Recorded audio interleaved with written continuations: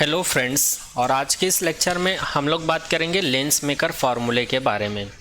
इससे पहले वाले लेक्चर में ऑलरेडी हम लोग रिफ्रैक्शन फार्मूला देख चुके हैं, जिसके लिए हम लोग फार्मूला डेराइव किए थे μ2 upon v minus μ1 upon u is equals to μ2 minus μ1 upon r, जहाँ पर μ2 डेंसर मीडियम का रिफ्रैक्टिव इंडेक्स था और μ1 जो है रेयर मीडियम का रिफ्रैक्टिव इंडेक्स था। जहाँ पर v को हम लोग लिए थे इमेज डिस्टेंस और u को लिए थे ऑब्जेक्ट डिस्टेंस और r को लिए थे हम लोग रेडियस ऑफ कर्वेचर। और आज के इस लेक्चर में हम लोग लेंस फार्मूला डिराइव करने वाले हैं। और लेंस फार्मूला क्या होता है एक बार दिखा देता हूं मैं, जिसको आज हम लोग प्रूफ करने वाले हैं। लेंस फार्मूला हम लोग को मिलता है 1/f is equals to mu minus 1 bracket में 1/r1 माइनस 1/r2। तो इसी फार्मूले को कहा जाता है लेंस मेकर्स फार्मूला। इसी फार्मूला को आज डिराइव करने वाले हैं।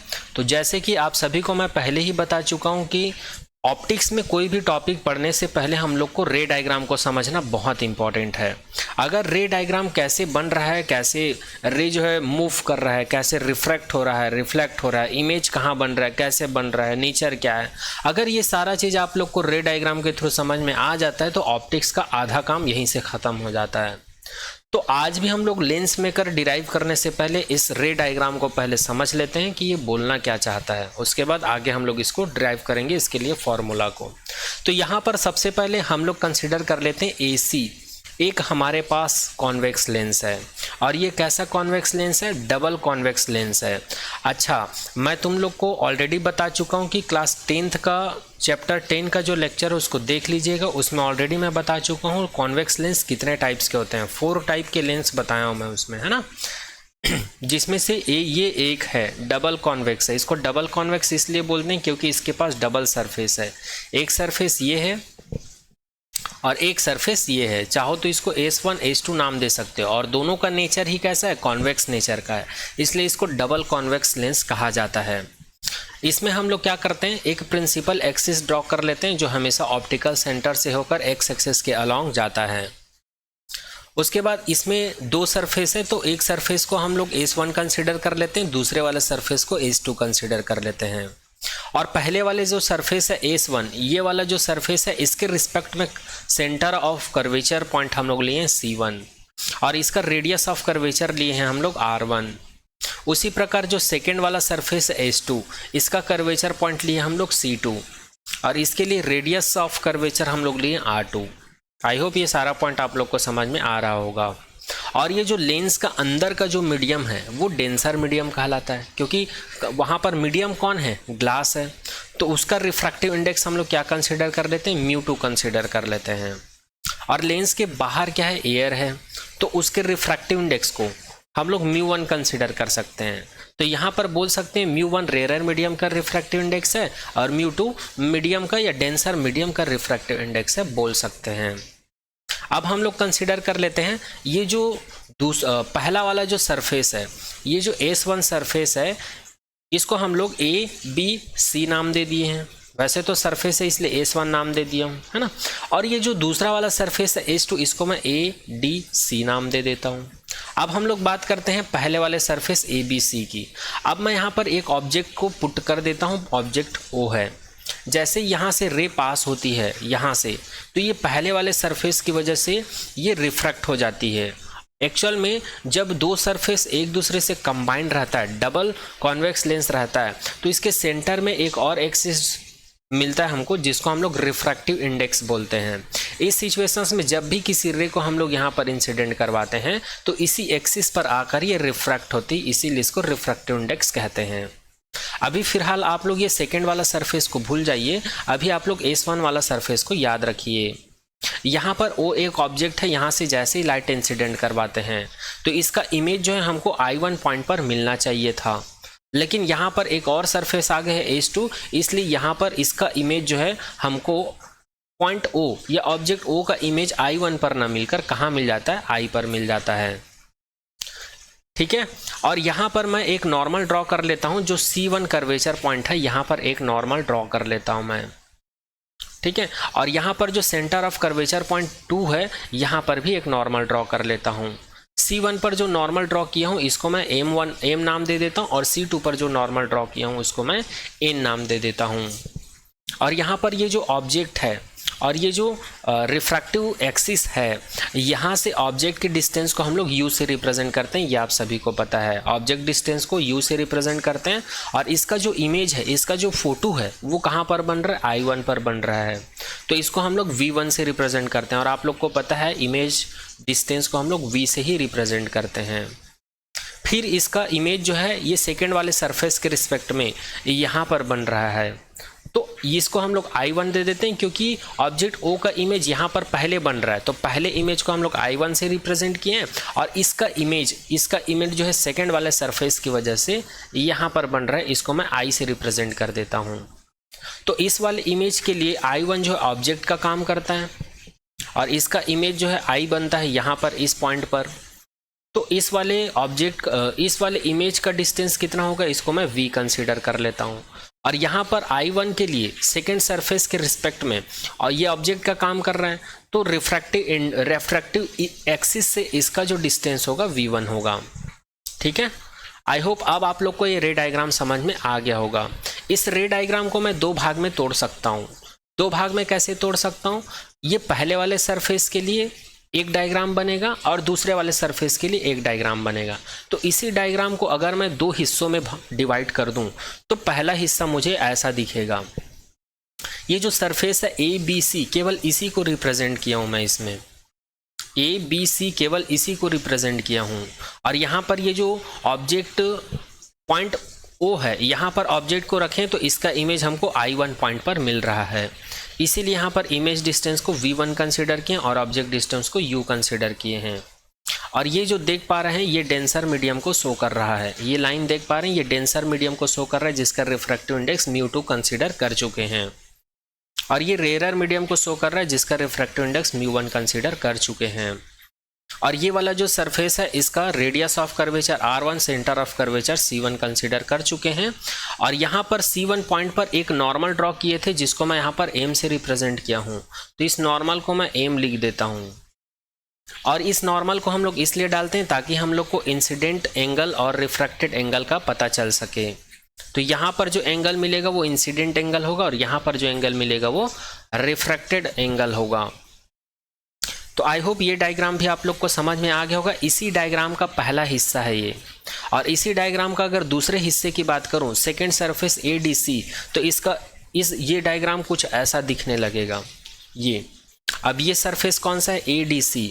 अब यहाँ पर इधर आ गया हमारे पास डेंसर मीडियम, तो यहाँ पर डेंसर मीडियम का रिफ्रैक्टिव इंडेक्स μ2 कंसीडर कर लिए और रेयर मीडियम का μ1 कंसीडर कर लिए हैं। अब यहाँ पर हमारे पास जो पहले इमेज बन रहा था पहले सरफेस की वजह से वो I1 है। अब इस सरफेस के लिए ये ऑब्जेक्ट का काम करेगा, इसलिए V1 को मैं ऑब्जेक्ट डिस्टेंस कंसीडर कर सकता हूँ। और इसका इमेज जो है इस पॉइंट पर बनेगा, इस पॉइंट को हम लोग I कंसीडर किए थे। चूंकि ये इस ऑब्जेक्ट का ये इमेज है इसलिए इमेज डिस्टेंस V की जगह पर V ही रहेगा। ठीक है, और इसका जो रेडियस ऑफ कर्वेचर है इसको हम लोग R2 कंसीडर कर लिए हैं और centre of curvature point C2 consider कर लिए हैं। और आप लोग को पता है इस केस में भी हम लोग एक नॉर्मल ड्रॉ किए थे और इस नॉर्मल को हम लोग N नाम दिए थे ताकि हम लोग को इंसिडेंट एंगल और रिफ्रैक्टेड एंगल का पता चल सके। तो आई होप ये डायग्राम भी आप लोगों को समझ में आ गया होगा। अब चलिए इसके डेरिवेशंस की बात करते हैं। तो यहाँ पर इस डायग्राम में कौन कौन सा पैरामीटर क्या क्या डिनोट करता है उसको एक बार रिपीट कर देता हूँ मैं। ठीक है, जैसे कि यहाँ पर दो सरफेस है, मैं बता चुका हूँ कि एक सरफेस है ABC और दूसरा सरफेस है ADC। इसको सरफेस ऑफ लेंस कहा जाता है। C1 जो है सेंटर ऑफ कर्वेचर पॉइंट है ABC सरफेस के रिस्पेक्ट में। इसी प्रकार C2 भी सेंटर ऑफ कर्वेचर पॉइंट है ADC सरफेस के रिस्पेक्ट में। R1 जो है रेडियस ऑफ कर्वेचर है ABC सरफेस के रिस्पेक्ट में और R2 जो है R2 जो है ADC सरफेस के रिस्पेक्ट में रेडियस ऑफ कर्वेचर है। ठीक है, नेक्स्ट बात करते हैं पॉइंट O। पॉइंट O जो है ऑब्जेक्ट है, I और I1 जो है क्या है, इमेज है। ठीक है, I1 जो है ऑब्जेक्ट O का इमेज है और I1 जब ऑब्जेक्ट की तरह वर्क करता है तब ये उसका इमेज है। U का मतलब है यहाँ पर ऑब्जेक्ट डिस्टेंस और V1 का मतलब है इमेज डिस्टेंस। बट I1 के केस में यहाँ पर V1 जो है ऑब्जेक्ट डिस्टेंस का भी काम करता है। और म्यू1 म्यू2 यहाँ पर रिफ्रैक्टिव इंडेक्स है, और MC1 MC2 क्या है यहाँ पर नॉर्मल है, जो कि यहाँ पर ड्रॉ की है MC1 और NC2, ये क्या चीज़ है नॉर्मल है जो हम लोग ड्रॉ किए हैं। अब हम लोग को पता है we know formula for refraction, या फिर रिफ्रैक्शन फॉर्मूला कहा जाता है इसी को, थ्रू स्फेरिकल। इससे जस्ट पहले वाले लेक्चर में हम लोगों ने ये डेरिवेशन करा था, ये इसी को कहा जाता है रिफ्रैक्शन फार्मूला। वहाँ पर एक स्फेरिकल सरफेस दिया गया था ऐसा, और यहाँ पर रिफ्रैक्शंस की वजह से हमको ये फार्मूला मिला था, इसी फार्मूले को यूज़ करते हैं। अब हम लोग एक काम करते हैं, इस डायग्राम को दो हिस्से में डिवाइड किए थे, तो पहले वाले हिस्से की बात करते हैं, ABC सरफेस की बात करते हैं। तो यहाँ पर म्यू2 की जगह यहाँ पर म्यू2 है, म्यू2 क्या है डेंसर मीडियम का क्या रिफ्रैक्टिव इंडेक्स है, तो ये म्यू2 ही रहेगा, म्यू1 भी म्यू1 ही रहेगा। बस V के जगह पर हम लोग क्या सब्स्टिट्यूट कर देंगे, V के जगह पर V1 सब्स्टिट्यूट कर देंगे इस फॉर्मूले में। क्यों? क्योंकि यहाँ पर इमेज डिस्टेंस को हम लोगों ने V1 कंसीडर कर रखा है, और ऑब्जेक्ट डिस्टेंस तो U ही है, तो ये U ही रहेगा। और R को हम लोग रिप्लेस कर देंगे R1 से, क्योंकि यहाँ पर रेडियस ऑफ कर्वेचर को हम लोग R1 कंसीडर कर रखे हैं। तो इस वाले फॉर्मूले को फर्स्ट वाले सरफेस के लिए हम लोग कुछ इस प्रकार लिख सकते हैं। तो इसको मैं इक्वेशन नंबर 1 नाम दे देता हूँ। चलिए आगे बढ़ते हैं। आगे हम लोग बात करते हैं, इसी प्रकार ये जो दूसरा वाला सरफेस है, इसी प्रकार ये जो दूसरा वाला सरफेस है ADC, इसके लिए उसी फॉर्मूले को मैं कुछ इस प्रकार से लिख सकता हूँ। अब मैं म्यू को म्यू2 से रिप्लेस कर देता हूँ, क्योंकि पहले जो रेयर मीडियम था वो डेंसर मीडियम हो गया, और म्यू2 के जगह पर म्यू1 सब्स्टिट्यूट कर देता हूँ, और R1 के जगह पर R2 सब्स्टिट्यूट कर देता हूँ, और U के जगह पर V1 सब्स्टिट्यूट कर देता हूँ, और V के जगह पर तो V ही रहेगा। ठीक है, तब वो फॉर्मूला जो है, वो फॉर्मूला क्या था वैसे, एक बार और लिख देता हूँ यहाँ पर, mu two upon V minus mu one upon U is equals to mu two minus mu one upon R, ये फार्मूला था। अब हमको म्यू1 म्यू2 R1 U V इन सभी के जगह पर ये वाला वैल्यू पुट करना है। तो ये वैल्यू पुट क्यों कर रहे हैं, क्योंकि ये वाला डायग्राम की वजह से है। ठीक है, अब हम लोग सेकेंड वाले सरफेस की बात कर रहे हैं इसलिए। तो ये वाला फार्मूला जो है, ये वाला फार्मूला जो है, ये वैल्यू पुट करने के बाद कुछ ऐसा मिल जाएगा, mu one upon V minus mu two upon V1 is equals to mu one minus mu two upon R2। तो इसको मैं इक्वेशन नंबर 2 दे देता हूँ। अब यहाँ पर मुझे दोनों सरफेस के लिए यहाँ पर रिफ्रैक्टिव फार्मूला या रिफ्रैक्शन फार्मूला मिल चुका है। अब मैं इक्वेशन नंबर 1 और इक्वेशन नंबर 2 को क्या कर देता हूँ, ऐड कर देता हूँ। तो इक्वेशन नंबर 1 और 2 को ऐड करने पर हमको क्या मिल जाता है, mu two upon V1 minus mu one upon U plus mu one upon V minus mu two upon V1 is equals to mu two minus mu one upon R1 plus mu one minus mu two upon R2, ऐसा कुछ मिल जाता है। तो यहाँ पर mu two upon V1 mu two upon V1 cancel out हो जाएगा। कैंसिल आउट होने के बाद यहाँ पर म्यू1 को कॉमन ले लेते हैं, तो अंदर में मिल जाएगा 1 upon V minus 1 upon U is equals to mu two minus mu one upon R1। ये तो वैसे ही है, चेंज नहीं हुआ है। यहाँ पर हम लोग बस माइनस कॉमन निकालें यहाँ पर, तो ये माइनस कॉमन निकालेंगे तो म्यू2 माइनस म्यू1 हो जाएगा, अपॉन में R2 हो जाएगा। ठीक है, अब आगे क्या करते हैं, यहाँ से म्यू2 माइनस म्यू1 को अगर कॉमन ले लें तो हमको मिल जाएगा 1 upon R1 minus 1 upon R2। अब हम लोग को एक और चीज़ पता है, थिन लेंस फार्मूला, या इसी को लेंस फार्मूला कहा जाता है, जो कि 10th क्लास में आप लोग पढ़ रखे हैं। ये फार्मूला होता है 1 upon F is equals to 1 upon V minus 1 upon U। इसको हम लोग आने वाले इसी लेक्चर में या फिर आने वाले नेक्स्ट लेक्चर में इसको भी डिराइव करेंगे हम लोग, है ना, देखते हैं टाइम के अकॉर्डिंग। तो इसी फॉर्मूले को यूज़ करते हैं, तो इसके जगह पर मैं क्या पुट कर सकता हूँ, 1 अपॉन F लिख सकता हूँ। तो इसलिए यहाँ पर म्यू1 अपॉन F मिल गया है, और राइट साइड में हमको म्यू2 माइनस म्यू1 और ब्रैकेट में 1 upon R1 minus 1 upon R2 मिल गया है। अब यहाँ पर ये जो म्यू1 है इसको राइट साइड में मैं ट्रांसफ़र कर देता हूँ, तो मुझे कुछ इस प्रकार से मिल जाएगा। ठीक है, अब यहाँ पर मैं क्या कर देता हूँ, यहाँ पर म्यू2 माइनस म्यू1 है, यहाँ से म्यू1 को मैं कॉमन निकाल लेता हूँ, तो मुझे मिल जाता है 1 upon F is equals to mu one common निकलेगा, म्यू2 अपॉन म्यू1 माइनस 1 हो जाएगा, और अपॉन में म्यू1 तो था ही, और ये हो जाएगा 1 upon R1 minus 1 upon R2। ये वैसा ही, इसमें कोई चेंजेस नहीं है। अब यहाँ पर म्यू1 जो है म्यू1 से कैंसिल आउट हो जाएगा, और यहाँ पर जो म्यू2 है, म्यू2 अपॉन म्यू1 है, इसको मैं क्या लिख सकता हूँ, म्यू के इक्वल लिख सकते हैं। ये ऑलरेडी हम लोग देख चुके हैं स्नेल्स लॉ से। ठीक है। स्नेल्स लॉ क्या होता था, mu two upon mu one is equal to mu is equal to sine i upon sine r होता था। तो यहाँ से mu two upon mu one को मैं लिख सकता हूँ, केवल म्यू से रिप्लेस कर सकता हूँ। तो फाइनली इस वाले इक्वेशंस को मैं लिख सकता हूँ 1 upon F is equal to mu minus one, bracket में 1 upon R one minus 1 upon R two, bracket close. तो इसी फॉर्मूले को कहा जाता है लेंस मेकर्स फॉर्मूला, जहां पर म्यू इज इक्वल्स टू क्या है, mu two upon mu one है। तो ये टॉपिक जो है यहाँ पर कंप्लीट होता है। आई होप इस टॉपिक का हर एक पॉइंट आप सभी को समझ में आया होगा। चलिए आगे बढ़ते हैं। अब इस चैप्टर के नेक्स्ट टॉपिक के बारे में बात करेंगे, थिन लेंस फॉर्मूला के बारे में। जो फॉर्मूला हम लोग अभी यूज़ करे थे 1 upon F is equal to 1 upon V minus 1 upon U, इसी को कहा जाता है थिन लेंस फॉर्मूला, या शॉर्ट में इसी को कहा जाता है लेंस फॉर्मूला। जहाँ पर एफ जो है फोकल लेंथ को रिप्रेजेंट करता है, वी जो है इमेज डिस्टेंस को रिप्रेजेंट करता है, और यू जो है ऑब्जेक्ट डिस्टेंस को रिप्रेजेंट करता है। इस फॉर्मूले को हम लोग कॉन्वेक्स लेंस और कॉन्केव लेंस दोनों के लिए ही प्रूफ कर सकते हैं। ये फार्मूला आप लोगों ने 10th क्लास में पढ़ रखा होगा, लेकिन वहाँ पर आप लोगों को डेरिवेशन देखने को नहीं मिला होगा। लेकिन यहाँ पर 12th क्लास के पॉइंट ऑफ व्यू से इसका डेरिवेशन इम्पॉर्टेंट है, क्योंकि इसके डेरिवेशन से हम लोग को बहुत सारा कॉन्सेप्ट पता चलता है। ठीक है, इसी के डेरिवेशंस के थ्रू हम लोग मैग्निफिकेशंस के लिए भी डेरिवेशन कर सकते हैं। तो चलिए इस टॉपिक को स्टार्ट करते हैं। तो सबसे पहले इसका रे डायग्राम समझ लेते हैं, क्योंकि बिना रे डायग्राम का ऑप्टिक समझ में ही नहीं आता है। तो सबसे पहले हम लोग यहाँ पर कॉन्वेक्स लेंस ले रखे हैं। तो कॉन्वेक्स लेंस जिसका एक सेंटर एक्सिस है, इसका जो सेंटर पॉइंट है ये तो प्रिंसिपल एक्सिस है। ये वाला जो ब्लैक कलर का जो लाइन देख रहे हैं जो कि पॉइंट ओ से क्रॉस हो रहा है, इसको प्रिंसिपल एक्सिस बोलते हैं। और इस प्रिंसिपल एक्सिस के वर्टिकल लेंस के सेंटर से एक लाइन जा रहा है वर्टिकली, जिसको हम लोग डैश डैश से रिप्रेजेंट किए, इसको कहा जाता है रिफ्रैक्टिव एक्सिस। इसको क्या कहा जाता है, रिफ्रैक्टिव एक्सिस।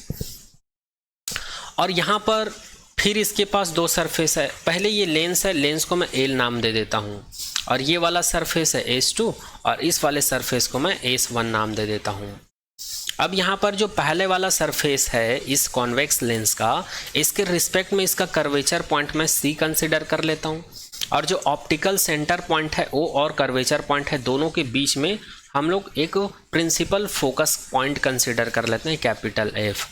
इसी प्रकार ये जो दूसरा वाला सरफेस है, इसके रिस्पेक्ट में सेंटर ऑफ कर्वेचर पॉइंट में C डैश कंसिडर कर लेता हूँ, और ऑप्टिकल सेंटर और सेंटर ऑफ कर्वेचर पॉइंट के बीच में एक पॉइंट कंसिडर कर लेता हूँ, जिसको फोकस पॉइंट या प्रिंसिपल फोकस पॉइंट कहा जाता है।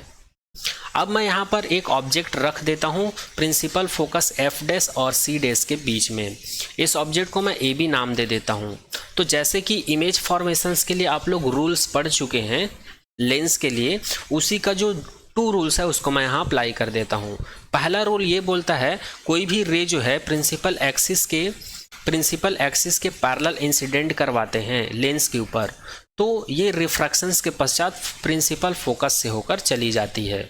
ये फर्स्ट रूल है। और थर्ड रूल में आप लोगों ने पढ़ रखा होगा कि किसी भी लाइट को लेंस के अगर ऑप्टिकल सेंटर पॉइंट से हम लोग इंसिडेंट करवाते हैं तो ये बिना रिफ्लेक्शन या रिफ्रैक्शंस के सीधा चला जाता है, और ये दोनों रे जो है दोनों को एक दूसरे को जहाँ पर कट करते हैं वहीं पर इस ऑब्जेक्ट का फोटो या फिर इमेज हम लोग को दिखाई देता है। तो यहाँ पर इस पॉइंट पर हम लोग को इमेज मिलेगा, और इस इमेज को मैं नाम दे देता हूँ A dash B dash, A dash B dash.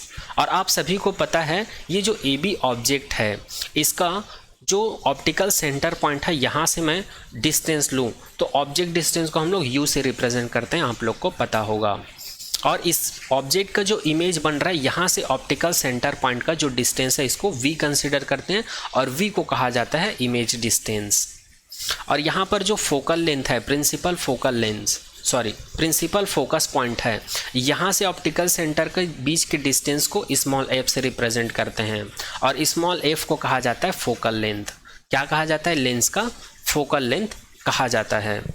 और यहाँ पर ये जो रे है इसको हम लोग AM नाम दे दिए हैं, AM F A डैश नाम दे दिए हैं।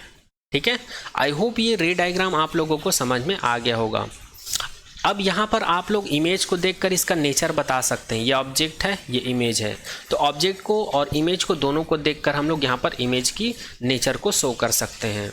तो यहाँ पर सबसे पहले इमेज का साइज क्या है, यहाँ पर इनलार्ज है, बड़ा दिख रहा है ना।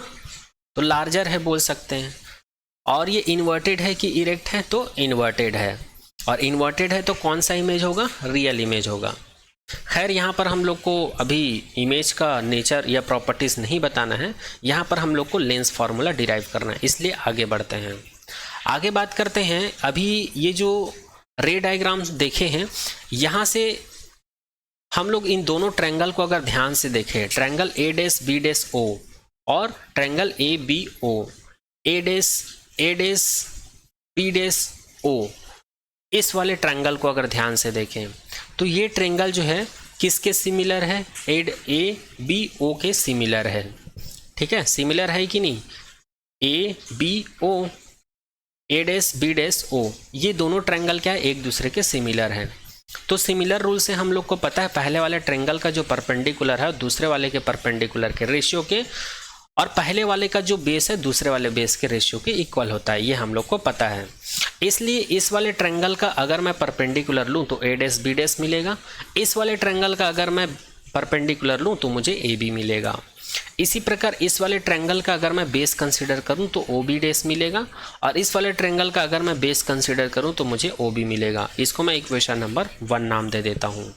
इसी प्रकार एक और ट्रायंगल है, triangle A dash B dash F, A dash B dash F, और A dash B dash F के बाद दूसरा ट्रायंगल है O M F, O M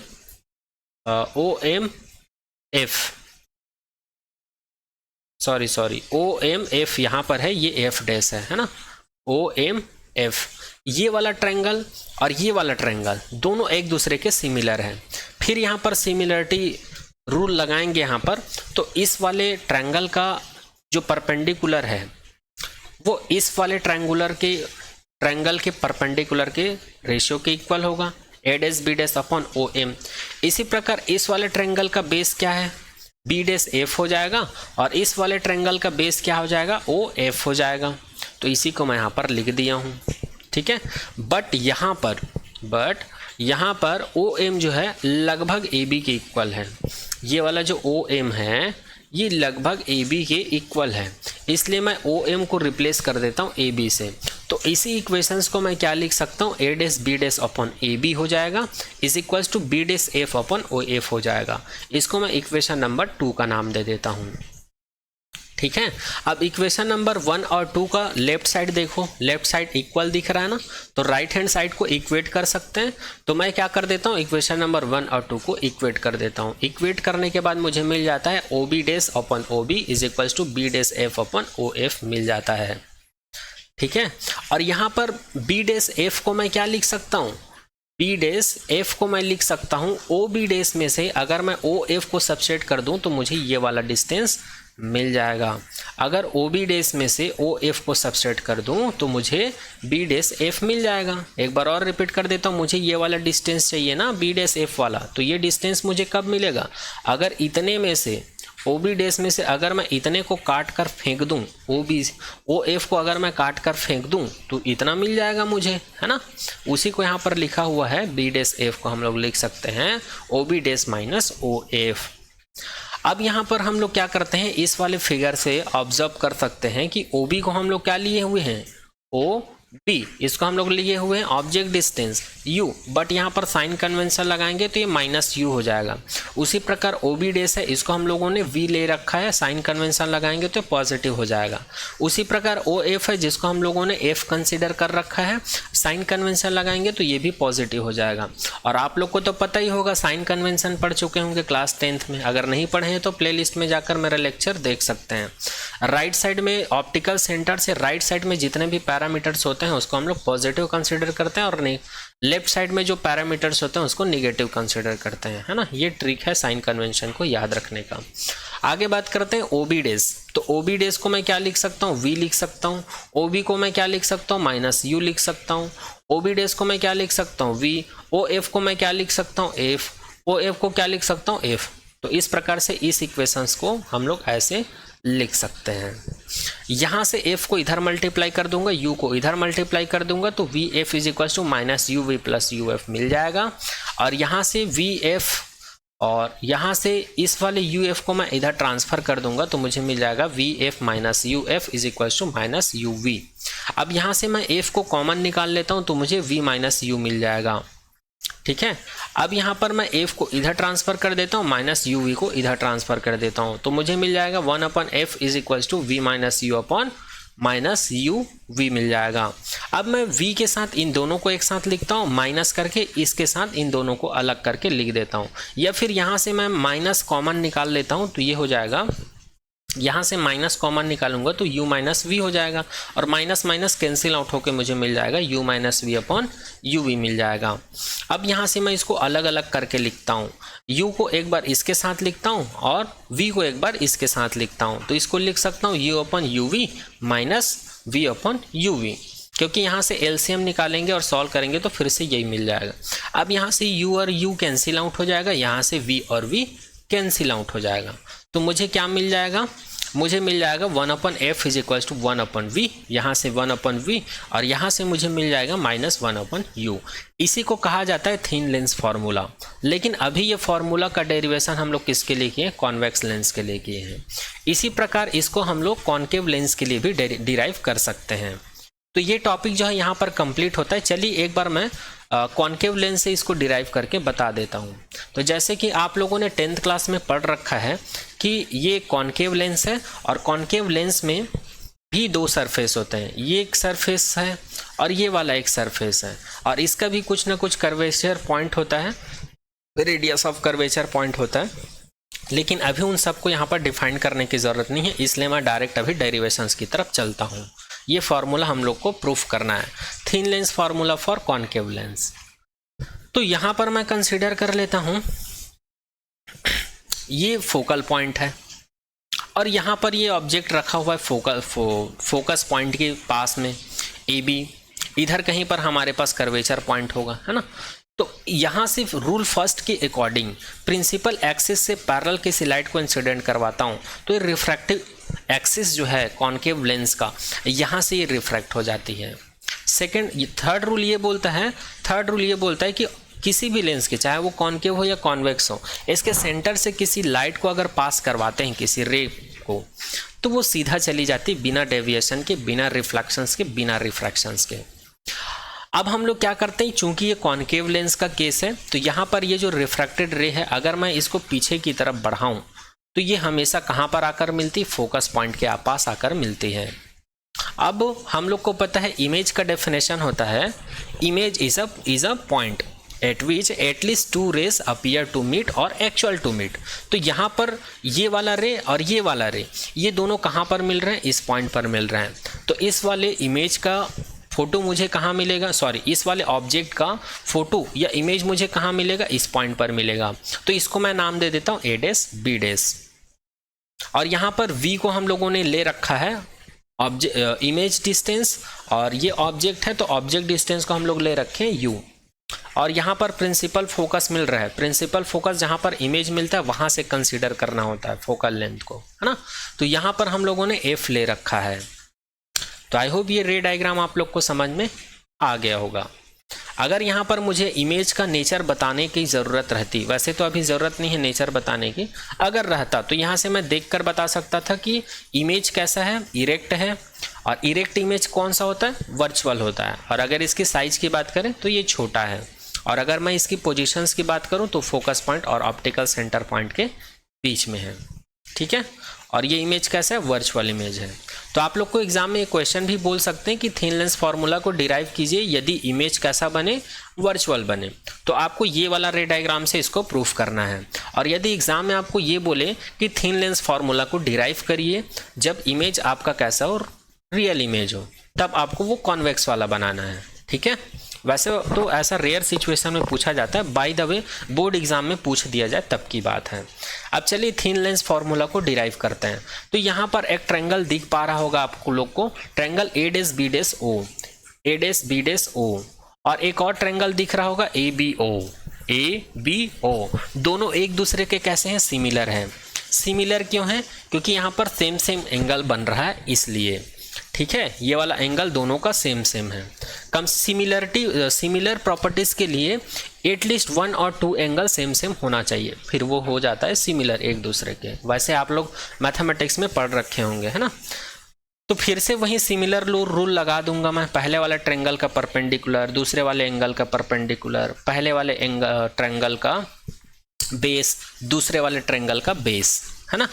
तो ये वही ओ, इसको हम लोग इक्वेशन नंबर 1 नाम दे देते हैं। अब इसी प्रकार एक और ट्रायंगल है, यहाँ पर एक ट्रायंगल है ए डैश बी डैश ओ और दूसरा ट्रायंगल है ए ओ एम एफ। ये दोनों भी एक दूसरे के कैसे हैं, सिमिलर हैं। इसलिए यहाँ से मैं क्या कर सकता हूँ, फिर से वही रूल अप्लाई कर सकता हूँ, सिमिलर रूल। पहले ट्रायंगल का परपेंडिकुलर, दूसरे ट्रायंगल का परपेंडिकुलर, पहले ट्रायंगल का बेस, दूसरे ट्रायंगल का बेस। तो यहाँ पर पहले वाले ट्रायंगल का परपेंडिकुलर क्या है, ए डैश बी डैश, और दूसरे वाले ट्रायंगल का परपेंडिकुलर क्या है, एम ओ। उसी प्रकार पहले वाले जो ट्रायंगल है उसका बेस क्या है, एफ डैश एफ और बी डैश, दूसरे वाले ट्रायंगल का परपेंडिकुलर क्या है, ओ एफ। तो यहाँ पर हम लोग लिख दिए एफ ओ। अब यहाँ पर एम ओ को लगभग मैं ए बी के इक्वल लिख सकता हूँ।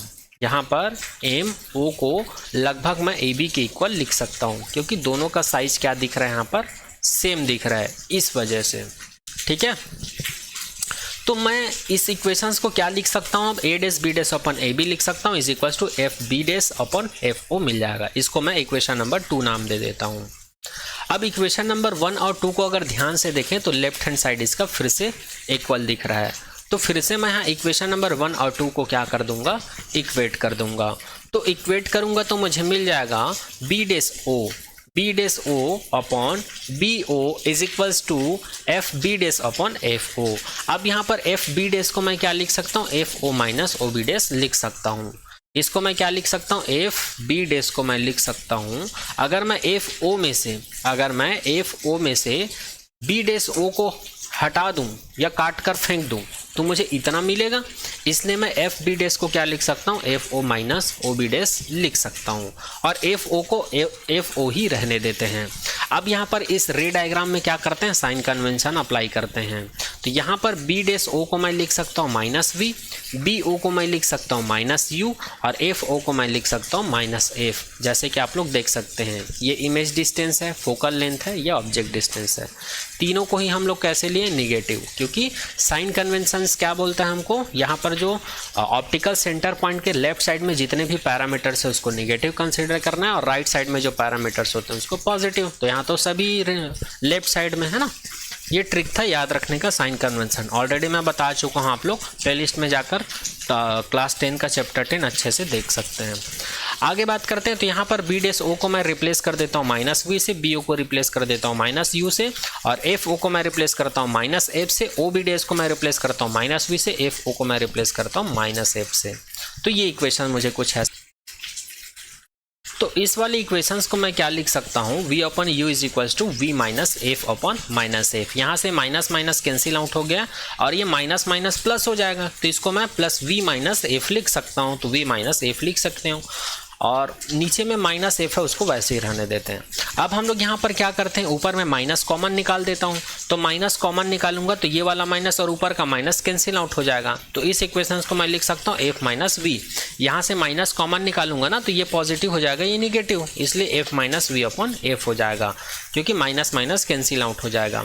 तो यहाँ से इस इक्वेशंस को मैं क्या लिख सकता हूँ, इसका मल्टीप्लाई इधर कर देता हूँ, इसका मल्टीप्लाई इधर कर देता हूँ। तो V F is equals to U F minus U V हो जाएगा मेरे पास। अब यहाँ पर हम लोग क्या करते हैं, ये जो वी एफ है और यहाँ जो यू एफ है इसको मैं इधर ट्रांसफर कर देता हूँ, तो ये माइनस यू एफ हो जाएगा, और राइट साइड में क्या बचेगा, माइनस यू वी बचेगा। अब यहाँ से f को मैं कॉमन निकाल देता हूँ, तो f ब्रैकेट में बचेगा, u minus V is equals to U V बचेगा। अब यहाँ से f को इधर ट्रांसफर कर देता हूँ, uv को इधर ट्रांसफर कर देता हूँ, तो मुझे मिल जाएगा 1 upon f is equals to U minus V upon में uv मिल जाएगा। अब यहाँ से फिर इसको सेपरेट करके लिखूंगा मैं। कैसे सेपरेट करके लिखूंगा, एक बार u के साथ uv लिखूंगा, माइनस करके v के साथ एक बार uv लिखूंगा, तो यहाँ से v और v कैंसिल आउट हो जाएगा, यहाँ से u और u कैंसिल आउट हो जाएगा। तो फाइनली कितना मिलेगा मुझे, 1 upon F is equals to 1 upon V minus 1 upon U मिल जाएगा। और यही इक्वेशन यहाँ पर लिखा हुआ है, 1/f is equals to 1/v minus 1/u, और इसी को कहा जाता है थिन लेंस का फॉर्मूला। किसके लिए? अभी हम लोग किसके लिए निकालें? कॉनकेव लेंस के लिए। वैसे दोनों लेंस के लिए ही सेम आता है ये, बस डिराइव करने का तरीका है, इसको मैं बता दिया हूँ। तो ये टॉपिक भी यहाँ पर कंप्लीट होता है। आई होप इस टॉपिक का भी सारा पॉइंट आप सभी को समझ में आ गया होगा। अब चलिए इस चैप्टर के नेक्स्ट टॉपिक की तरफ बढ़ते हैं, और इस चैप्टर का नेक्स्ट टॉपिक जो है वो है 8th नंबर का टॉपिक है लीनियर मैग्निफिकेशन फॉर लेंस। तो जैसे कि आप सभी को पता है, मैग्निफिकेशंस को हम लोग एम से रिप्रेजेंट करते हैं, और इसका डेफिनेशंस क्या होता है? जो इमेज की हाइट होती है और जो ऑब्जेक्ट की हाइट होती है, दोनों के रेशियो के इक्वल होता है। किसी किसी बुक में इसको h2/h1 लिखा जाता है, और किसी किसी बुक में इसको h'/h लिखा जाता है, जहाँ पर h' को हाइट ऑफ इमेज कंसिडर किया जाता है और h को यहाँ पर हाइट ऑफ ऑब्जेक्ट कंसिडर किया जाता है।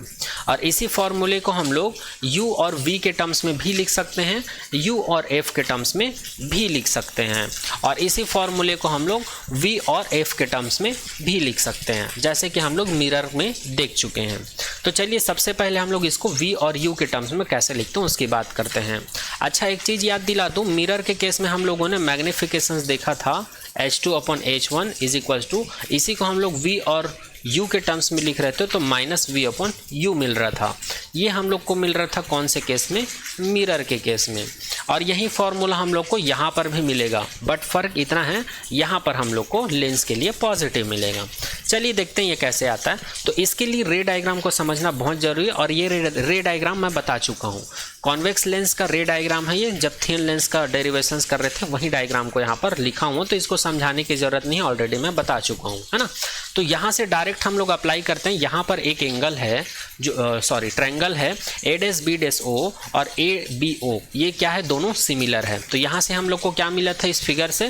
A'(B'/AB is equals to OB'/OB मिला था, जहाँ पर A'(B' को हम लोग H2 कंसिडर कर सकते हैं। यहाँ पर कहाँ है? ये है A'(B', ये है H2 कंसिडर कर लेते हैं इसको हम लोग। लेकिन इसके ऊपर अगर मैं साइन कन्वेंशन लगाऊं तो यहाँ पर नेगेटिव आएगा, क्योंकि इसका डायरेक्शन जो है उल्टा है ना, ये डाउनवर्ड है इस वजह से। और अगर मैं ऑब्जेक्ट की हाइट की बात करूं तो इसको मैं h1 कंसिडर कर लेता हूं, यहाँ पर पॉजिटिव लगा लेता हूं क्योंकि अपवर्ड डायरेक्शन है, ठीक है। उसके बाद OB' क्या चीज़ है? OB' यहाँ पर है O और ये है B', तो ये है इमेज डिस्टेंस। अगर मैं यहाँ पर साइन कन्वेंशन लगाऊं तो ये पॉजिटिव हो जाएगा, है ना। उसी प्रकार OB क्या चीज़ है? ये है O और ये है B, ये है ऑब्जेक्ट डिस्टेंस। यहाँ पर साइन कन्वेंशन लगाऊंगा तो ये नेगेटिव U हो जाएगा, है ना। तो ये वाला वैल्यू हम लोग को मिल चुका है साइन कन्वेंशंस के थ्रू। तो इन्हीं सब वैल्यू को मैं क्या कर देता हूँ? यहाँ पर पुट कर देता हूँ। तो पुट करने के बाद मुझे क्या मिलेगा? -h2/h1 is equals to +v/u मिलेगा, ठीक है। तो यहाँ का माइनस और यहाँ का माइनस दोनों एक दूसरे को कैंसिल आउट कर देंगे। तो फाइनली इस वाले वैल्यू को h2/h1 का वैल्यू मुझे क्या मिल जाएगा? यहाँ से h2/h1 का वैल्यू मिल जाएगा +v/u मिल जाएगा। जब ये माइनस कैंसिल आउट हो जाएगा। अब इस वैल्यू को मैं कहाँ सब्स्टिट्यूट कर देता हूँ? इस वाले इक्वेशन में पुट कर देता हूँ। h2/h1 की जगह पर v/u लिख सकता हूँ। तो इस प्रकार से मुझे मिल जाएगा magnification m is equals to h2/h1, इसको मैं लिख सकता हूँ +v/u।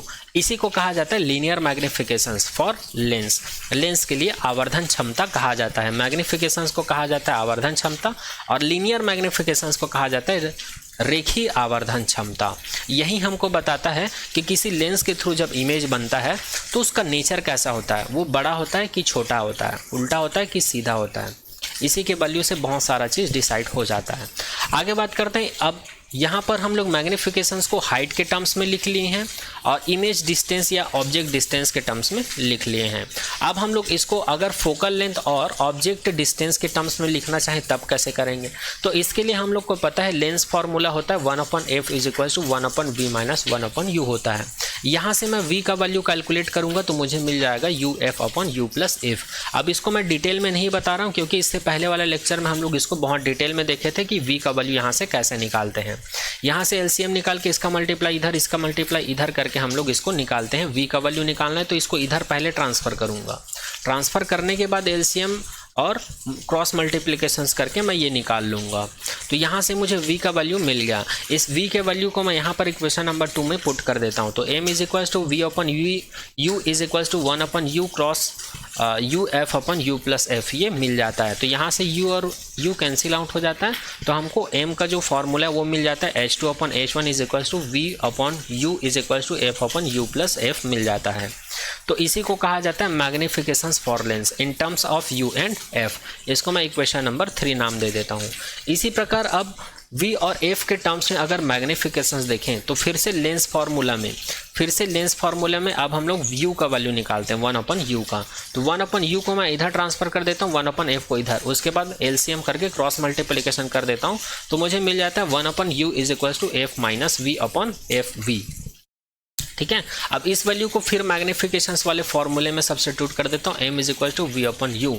यहाँ पर v को ऐसे ही रहने देते हैं, 1 अपन u को रिप्लेस कर देता हूँ इस वाले वैल्यू से f minus V upon F V. यहाँ से v और v कैंसिल आउट हो जाएगा, तो मुझे मिल जाएगा m is equal to F minus V upon F. इसी को कहा जाता है linear magnifications for lens in terms of v and f। तो ये टॉपिक भी यहाँ पर कंप्लीट होता है। अब इस चैप्टर का जो नेक्स्ट टॉपिक है वो है पावर ऑफ लेंस। बहुत ही इंपॉर्टेंट टॉपिक है पावर ऑफ लेंस।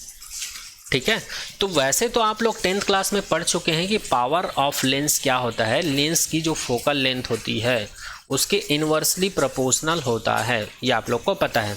और ये बोलने का मतलब क्या है, फोकल लेंथ जितना कम होगा उस लेंस की पावर उतनी ज़्यादा होगी, और जिस लेंस की फोकल लेंथ जितनी ज़्यादा होगी उसकी पावर उतना ही कम होगा। ये रिलेशन आप लोग क्लास 10th में पढ़ चुके हैं। इसी को फिर से हम लोग यहाँ पर देखने वाले हैं अच्छे से कि ये एक्चुअल में होता कैसे है। तो अगर आप लोग को पावर ऑफ लेंस का डेफिनेशन पूछे तो बोल देना पावर, किसी भी लेंस का पावर जो है एक मेजरमेंट होता है। किसका मेजरमेंट होता है, जब किसी भी रे ऑफ लाइट को हम लोग किसी लेंस के ऊपर डालते हैं, किसी लेंस के ऊपर डालते हैं मतलब वो या तो कॉन्वेक्स लेंस होगा या कॉनकेव लेंस होगा। तो वो उस लाइट को क्या करता है, या तो कन्वर्ज करेगा या डाइवर्ज करेगा, या तो कन्वर्ज करेगा या तो डाइवर्ज करेगा। कन्वर्ज कब करेगा, जब वो कॉन्वेक्स लेंस होगा। डाइवर्ज कब करेगा, जब वो कॉनकेव लेंस होगा। तो इसी के मेजरमेंट को क्या कहा जाता है, उस लेंस का पावर कहा जाता है। ठीक है, तो इसी चीज को यहाँ पर लिखा हुआ है, power of lens is a measure of the convergence और divergence which lens introduce in the light falling on it. जब किसी लेंस के ऊपर किसी रे ऑफ लाइट को हम लोग इंसिडेंट करवाते हैं तो उस लाइट को वो लेंस क्या कर देते हैं, या तो कन्वर्ज कर देता है या तो डाइवर्ज कर देता है। तो उसी के मेजर को क्या कहा जाता है, उस लेंस का पावर कहा जाता है। आगे समझते हैं, clearly a lens of shorter focal length bend the incident light more while converging it in case of convex lens and diverging it in case of concave lens। ये तो मैं ऊपर बता चुका हूँ कि जिस लेंस का फोकल लेंथ क्या होता है, शॉर्टर होता है, वो लाइट को बेंड कर देता है, ज़्यादा बेंड करता है।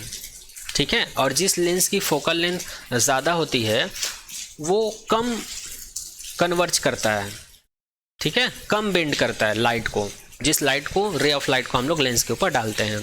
और कन्वर्जिंग की प्रॉपर्टी कौन शो करता है, कॉन्वेक्स लेंस, और डाइवर्जिंग की प्रॉपर्टी कौन शो करता है, कॉनकेव लेंस। ठीक है, तो यहाँ पर ये बोला जा रहा है कि जिसका फोकल लेंथ ज़्यादा होता है वो कम बेंड करता है लाइट को, मतलब एंगल का वैल्यू कम मिलेगा, और जिसकी फोकल लेंथ कम है वो ज़्यादा बेंड करता है लाइट को। इसी चीज़ को यहाँ पर डायग्राम के थ्रू समझ सकते हैं। ये हमारे पास एक कॉन्वेक्स लेंस है, यहाँ से लाइट को हम लोग इंसिडेंट करवाते हैं, रिफ्रैक्टिव एक्सिस से ये रिफ्रैक्ट होकर बेंड हो जाती है, और बेंड होकर हमेशा फोकल लेंथ से जाती है।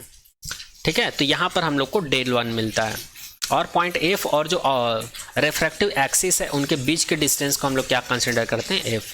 तो यहाँ पर एफ और यहाँ पर ये क्या है, बेंडिंग ऑफ लाइट को डिफाइन करता है। इसको हम लोग डेल 1 से रिप्रेजेंट करते हैं, इसको टेंजेंट एंगल भी कह सकते हैं हम लोग। ठीक है, आगे बात करते हैं। अच्छा, टेंजेंट एंगल क्यों बोलते हैं, क्योंकि टेंजेंट ही स्लोप या बेंड को डिफाइन करता है, प्रवणता को डिफाइन करता है, इसलिए। इसी प्रकार मैं कंसिडर कर लेता हूँ, फिर हम लोग एक पैरेलल लाइट को इंसिडेंट करवाएं। अब यहाँ पर लाइट ज़्यादा बेंड हो रही है, तो जब लाइट जो रिफ्रैक्ट होती है तो फोकल पॉइंट से होकर जाती है, फोकस पॉइंट से होकर जाती है। तो यहाँ पर पॉइंट एफ और जो रिफ्रैक्टिव एक्सिस से बीच का लेंथ कितना होगा, एफ। तो आप लोग यहाँ पर देख के बताओ दोनों डायग्राम को, ये वाला फोकल लेंथ ज़्यादा है कि ये वाला फोकल लेंथ, तो ये वाला फोकल लेंथ ज़्यादा है। अब यहाँ पर एंगल को देखकर बताओ, ये वाला एंगल ज़्यादा है कि ये वाला एंगल ज़्यादा है, तो ये वाला एंगल ज़्यादा है। तो यहाँ से हम लोग बोल सकते हैं कि एंगल का वैल्यू जितना ज़्यादा होगा, जिस एंगल का वैल्यू जितना ज़्यादा होगा उसका फोकल लेंथ क्या होगा, उतना ही कम होगा। जैसे कि आप लोग देख पा रहे हैं ये फोकल लेंथ ज़्यादा है तो यहाँ पर एंगल कम है, यहाँ पर फोकल लेंथ कम है तो एंगल ज़्यादा है। ठीक है, तो यही चीज़ को यहाँ पर बताया गया है, जिसका फोकल लेंथ शॉर्ट होगा वो लाइट को ज़्यादा बेंड करेगा, ऐसा बोला जा रहा है। ठीक है, इसी केस को अगर मैं कॉन्केव लेंस के लिए देखता तो कैसे दिखता, ये कॉन्केव लेंस है और यहाँ से किसी लाइट को हम लोग इंसिडेंट करवा रहे हैं तो यहाँ से ये रिफ्रैक्ट हो जाते हैं। इसी प्रकार इसमें भी रिफ्रैक्ट हो जाते हैं। जब हम लोग इसको पीछे की तरफ लाते हैं तो ये फोकस पॉइंट पर आता है और फोकस पॉइंट और रिफ्रैक्टिव एक्सिस के बीच की लेंथ को हम लोग फोकल लेंथ बोलते हैं। इसी प्रकार यहाँ पर इसको मैं ज़्यादा बेंड करवाया हूँ, इसी प्रकार इसको अगर मैं कम बेंड करवाऊँ, मतलब कम रिफ्रैक्ट करवाऊँ, तब फोकल लेंथ हमको कुछ यहाँ पर मिलेगा। अब यहाँ पर देखकर बताओ F2 बड़ा है कि F1, तो यहाँ पर F1 छोटा है, F2 बड़ा है और F2 बड़ा है तो यहाँ पर हम लोग को ये क्या मिला है, डेविएशन एंगल कम मिला है और यहाँ पर F1 छोटा है तो हमको डेविएशन एंगल यहाँ पर ज़्यादा मिला है। तो इसी को वहाँ पर बोला गया था, इसी को इस पॉइंट पर लिखा गया था कि फोकल लेंथ, जिस भी लेंस का फोकल लेंथ जो है शॉर्ट होगा वो बेंड को उतना ही ज़्यादा बेंड करेगा। ठीक है, आई होप अब आप लोग को समझ में आ गया होगा। ये पॉइंट जो है वो पॉइंट लिखा था, उसी को समझाने के लिए इतना सारा डायग्राम बनाया हूँ और यहाँ से ये रिलेशन निकल के आता है। ठीक है, अब आगे बात करते हैं। अभी हम लोग बात कर लिए कि पावर क्या होता है, बेंडिंग ऑफ लाइट को मेज़र करता है, कन्वर्ज कर रहा है कि डाइवर्ज कर रहा है, उसी को मेज़र करता है, उसी को हम लोग पावर कहते हैं। पावर को टेंजेंट के टर्म्स में भी डिफाइन कर सकते हैं। टेंजेंट के टर्म्स में डिफाइन कर सकते हैं बोलने का मतलब ये है, the power P of lens is defined as the tangent of angle by which it converge और diverge a beam of light parallel to the principal axis falling at unit distance from the optical centre. जब किसी light को हम लोग fall कराते हैं किसी भी लेंस के ऊपर तो वो इसको या तो डाइवर्ज कर देती है या कन्वर्ज कर देती है, तो वहाँ पर हमको एक एंगल प्राप्त होता है, उसी को हम लोग टेंजेंट एंगल बोल सकते हैं।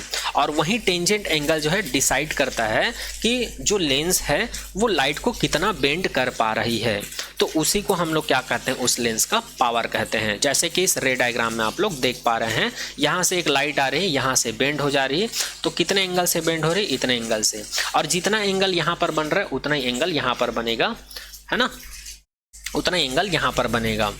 और यहाँ पर जिस पॉइंट पर ये लाइट इंसिडेंट हुआ है इसको हम लोग एज कंसिडर कर लेते हैं, इस हाइट को। और ये रिफ्रैक्शंस के पश्चात कहाँ से होकर जाती है, फोकस पॉइंट से होकर जाता है। तो पॉइंट O और F के बीच के लेंथ को हम लोग स्मॉल f कंसिडर कर लेते हैं। तो यहाँ पर एक ट्रेंगल मिल गया है, ट्रेंगल OAB। अगर इसमें मैं टेंजेंट लूँ तो ये हो जाएगा टेन डेल, इसको डेल कहा जाता है ना, क्रोनेकर डेल्टा है ये।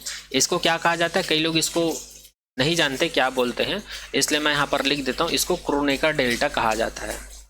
इसको क्या कहा जाता है, क्रोनेकर डेल्टा पढ़ते हैं।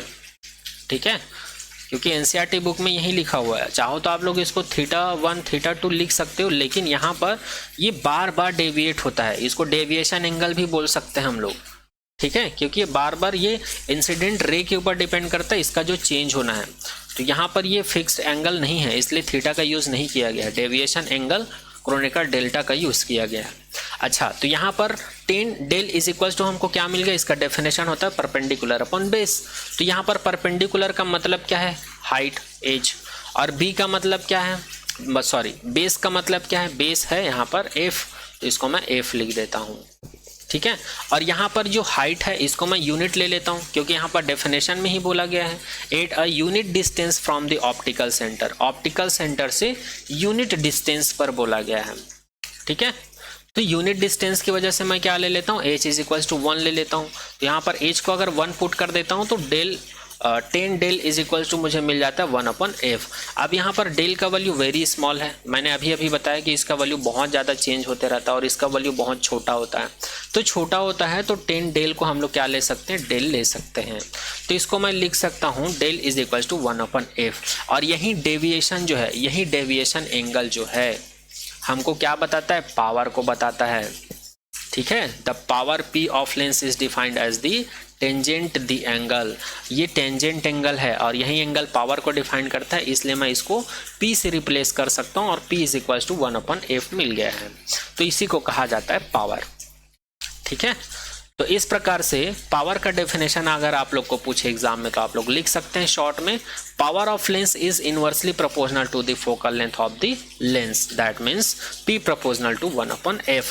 That means here we can say when we increase the focal length of any lens, then power of lens is decreased, and the focal length of any lens is decreased, then power of lens increase.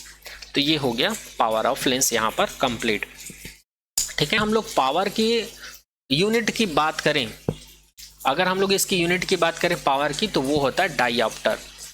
ठीक है, और 1 dioptre is equal to क्या होता है उसको देखते हैं क्या होता है। यदि मैं f is equal to 1 metre put कर दूं, अगर इस फॉर्मूले में f is equal to 1 metre put कर दूं तो मुझे p इज इक्वल टू क्या मिलेगा 1 मीटर, और इसको मैं क्या लिख सकता हूँ p is equal to 1 metre inverse लिख सकता हूँ। और पावर का जो यूनिट होता है वो डाइऑप्टर होता है, तो याद रखना 1 डाइऑप्टर इज इक्वल टू क्या होता है 1 मीटर इनवर्स होता है। तो पावर का SI यूनिट क्या होता है डाइऑप्टर होता है, और 1 डाइऑप्टर इज इक्वल टू अगर पूछे तो बोल देना 1 मीटर इनवर्स होता है।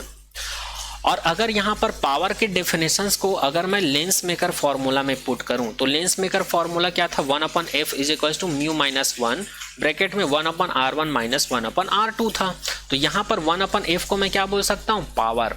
तो इस प्रकार से पावर का डेफिनेशन केवल 1/f ना लिखकर P इज इक्वल टू मैं म्यू माइनस 1 और 1/r1 माइनस 1/r2 भी लिख सकता हूं। तो ये कुछ इंपॉर्टेंट पॉइंट था पावर से रिलेटेड, इसको याद रखिएगा।